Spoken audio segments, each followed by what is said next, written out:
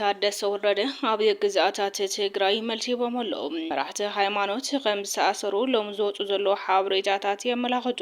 ተጋዳላይ ካሳ ሓየሎም ናብ ትግራይ ሓይሊ ሰላም TPF ከም ዝተፀንበረ ተፈለጡ። ንፖለቲከኛ ሸዊት ውዳሴ ዝኣሰሮ ፖሊስ መን ከም ዝኾነ ተፈሊጡ ዝብሉን ካልኦት ሓደሽቲ ሓበሬታታት ሒዝናልኩም ቀሪብና ኣለና። ክሳብ መወዳእታ ዜናና ላይክ፣ ሼር፣ ሰብስክራይብ በምግባር ክትከታተሉ በኸብረ ንዕድም። በቀዳምነት ትግራይ ዝኾነ ዘካትዕ መሬት የብላን ክብል ሌተናል ጀነራል ታደሰ ወረደ መልሲ ይብሎ። ፕሬዝዳንት ጊዜያዊ ምሕዳር ትግራይ ሌተናል ጀነራል ታደሰ ወረደ ዞባ ምዕራብ ትግራይ ሓዊሱ ኣብ ትሕቲ መግዛእቲ ዝርከቡ ግዛታት ትግራይ ዘካትዑ ከባብታት ኢልካ ምእዋጅ ሓደ ካብ መግለጽታት ድሌት ትግራይ ንምድኻም ምዃኑ ገሊጹ ኣሎ። ነቶም ቦታታት ከመካታዒ አጀንዳ በመግባር ኮነ ኢልካ ብዝተራቀቀ መንገዲ ይስራሕ ከም ዘሎ ዝገለጸ ሌተናል ጀነራል ታደሰ ወረደ ኣብ ታሪካዊ ሰነዳትና ተመርኪስና ኣየናይ መሬትናትና ኢልና እውን ክንዛረብ ንኽእል ኢና። እቲ ፕሬዝዳንት ትግራይ ዘይመለሰቶ ብዙሓት ግዛታት ከም ዘለዎ ዘኻኺሩሎ ሚኒስተር መስኖን ቆላታትን ፌደራል ዶክተር አብርሃም በላይ ቅድሚ ሒደት መዓልታት ኣብ ዝተዳለወ መድረኽ ምዕራብ ትግራይ ኣካሳዕ ከባቢ ክብል ድሕሪ ምግላጹ ብዙሓት ኢሊታት ትግራይ ነቲ መግለጺ ናይቲ ሚኒስተር ከም ዝነቐፍዎ ይፍለጥ እዩ። ፖለቲከኛታት ብዘይ መእዘዝ ወረቀት ዝኣስር ዘሎ ፖሊስ ተፈሊጡሎ። ዜኒ ፖለቲከኛታት ብዘይ መእዘዝ ወረቀት ዝኣስር ዘሎ ፖሊስ ገብረ ክርስቶስ ዝበሃል ኮይኑ ኣዛዚ ፖሊስ ክፍለ ከተማ ዓዲ ሓቂ እዩ።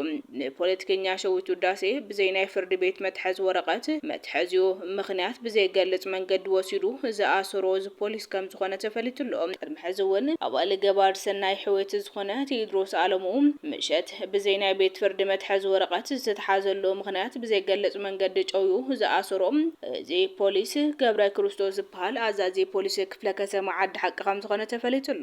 ገብረ ክርስቶስ ዝበሃል ኣዛዚ ፖሊስ ክፍለ ከተማ ዓዲ ሓቂ ኣብቲ ዝሓለፈ ናይ ጆኖሳይዳዊ ኩናት ትግራይ እቲ ዝኸፍአ ታሪክ ዘለዎ ውልቀ ሰብ ከም ዝኾነ ዝፈልጥዎ ሰባት ዝገልጹ ዘለዉ ኮይኖም ተልእኾውን ዘይምፍጻም ብዙሓት ምክንያታት ዝድርድር እዚ ዝበሃል ዓቕሚ ዘይብሉ ውልቀ ሰብ ምዃኑ እውን ይገልጽሎ።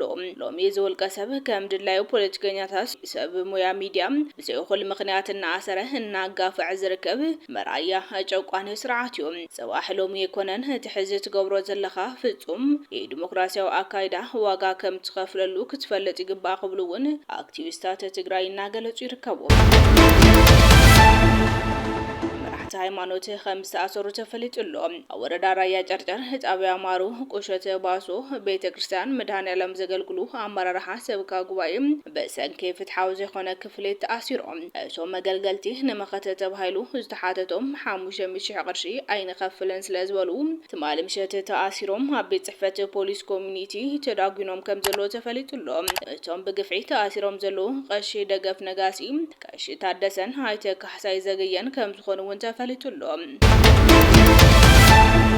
ተጋዳላይ ካሳ ሓየሎም ናብ ትግራይ ሓይሊ ሰላም ከም ዝተፀንበረ ተፈሊጡሎ።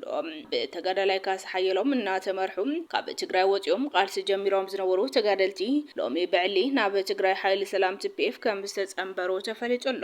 ቅድሚ 2 ወርሒ ካብ ዝተፈላለያ ናይ TDF ኣርምታት ተኣኻኺቦም ብኣንፈት በራሕለ ቃልሲ ጀሚሮም ዝነበሩ 147 ተጋደልቲ ን2 ወርሒ ዝኸውን ምስ ላዕለዎት ኣዘዝቲ ሰራዊት ትግራይ ሓይሊ ሰላም ክመያየጡ ድሕሪ ምጽናሕ ትማሊ 7 መጋቢት ብዕሊ ናብ TPF ከም ዝተፀንበሩ ተፈሊጡሎ።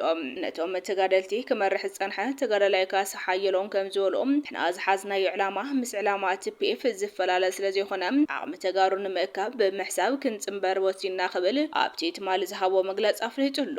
ተወሳኺ መራሕቲ ሰራዊት ዝኾኑ ተጋዳላይ ጣዕም ሃድራን ተጋዳላይ ሞጎስ ፋሲልን እውን ዓቕሚ ተጋሩ ኣኪብና ንምቅላስ ሎሚ ብዕሊ ናብ TPF ተጸንቢርና ድሕሪ ምባሉ ነቲ ቃልስና ዝሓንሸሸ ስርዓት ንምጥፋእ ቃልስና ኣጠናኺርና ክንቀጽል ብሓድሽ መንፈስ ምስ TPF ኮይና ቃልሲ ጀሚርና ኣለና ክብሉ ኣፍሊጦም ኣለዉ። ፖለቲከኛ ሸዊት ገብረ እግዚአብሔር ናብ ቤት ፍርዲ ከም ዝቀረበ ተፈሊጡሎ ወደብ ሳልሳይ ወያነ ኣብ ዘውፅኦ ሓበሬታ ፖለቲከኛ ሸዊት ገብረ እግዚአብሔር ትማሊ ድሕሪ ሰዓት ኣብ ቤት ፍርዲ ቀዳማይ ወያነ ምስ ቀረበ ዝተጠርጠረሉ ገበን ድማ ዘይተፈቀደ ወይ ዘይሕጋዊ መሳርሒ ዕጥቂ መሓዘን ምዝዋርን ከምውን ኤፍኣይ ፈንጂ ነታዊ ብምፍንጃር ምዃኑ ኣብዚ ጉዳይ ክስ ከም ዝቀረበሉ ተፈሊጡሎ ዘይከሲ ፖለቲከኛ ሸዊት ገብረ እግዚአብሔር ሳንሻዓንተን ክላሽን 20 ኤፍኣይ ፈንጅን እስራ ጨስ ፈንጅን ኣብ ሓንቲ ባጃጅ ጽዕኑ እንትንቀሳቀስ ንሓይልታት ጸጥታ ብመሰረት ዝበጽሖም ጥቁማ ክትትል ምስተገበረሉ ካብ ዝሓዞም ፈንጅታት ሓደ ኤፍኣይ ፈንጂ ናብ ሓይልታት ጸጥታ በመደብራይ ኣብ ልዕሊ ኣካላት ጸጥታ ጉድኣት ኣብጽሑ ዝብል ዝርዝር ክስ ከም ዝቀረበሉ ተፈሊጡ እዩ። እዚ ክስ ክርአ ንሓሙስ ማለት እውን መጋቢት 10 2018 ብቆጽሮ ተናውሒሉ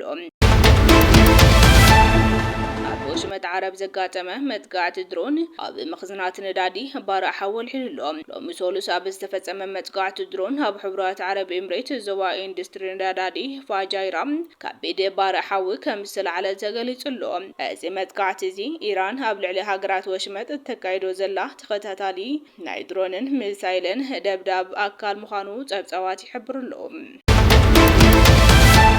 ኣብ ኢራን ብሰንኪ ዝተፈጸመ ደብዳብ 170 ህጻናት ከም ዝተቐተሉ ተፈሊጡሎ ኣብ መንጎ ኣሜሪካን እስራኤልን ኢራን ዝካየድ ዘሎ ኩናት ናብ ዝኸፈ ደረጃ ተሰጋጊሩ ከም ዘሎን ብመሰረት ጸብጻብ ኣምነስቲ ኢንተርናሽናል ኣሜሪካ ኣብ ልዕሊ ሓደ ናይ ኢራን መባእታ ቤት ትምህርቲ ብዝፈጸመቶ መጥቃዕቲ ብውሕዱ 170 ሰባት ህይወቶም ሲኢኖም ኣለዉ እቶም ግዳያት መብዛሕትኦም ኣብ ክፍሊ ዝነበራ ደቂ ኣንስትዮ ተምሃሮ ምዃነን ተገሊጹሎ በቲ ካልእ ወገን እቲ ወጥሪ ናብ ጎረባብቲ ሃገራት እውን ተዘርጊሑ ከም ዘሎን ኣብ ኢራቅ ርእሰ ከተማ ባግዳድ ኣብ ዝርከብ ራሺድ ሆቴል ብድሮን መጥቃዕቲ ተፈጺሙ እዩ።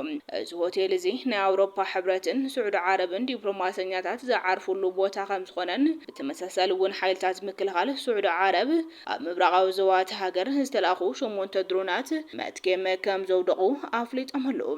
ኣብ ወሽመጥ ዑማንን ቀይሕ ባሕርን ዝካየድ ዘሎ ናይ መራኸብ መጥቃዕቲ እውን ንዓለም ለኻዊ ንግዲ ነዳዲ ኣብ ዓብዪ ስጋኣት ኣትዩ ይርከብ።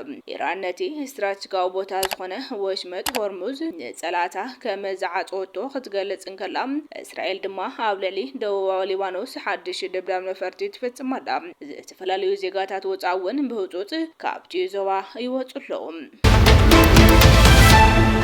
خبركم تخاتلتي كواليتي ميديا لو مستدلو حدش حابريتاتات نزوم مستخاتلكموم يمسلوني روم نتسنايم كتالكم دما هزيناينا نمسجن سلام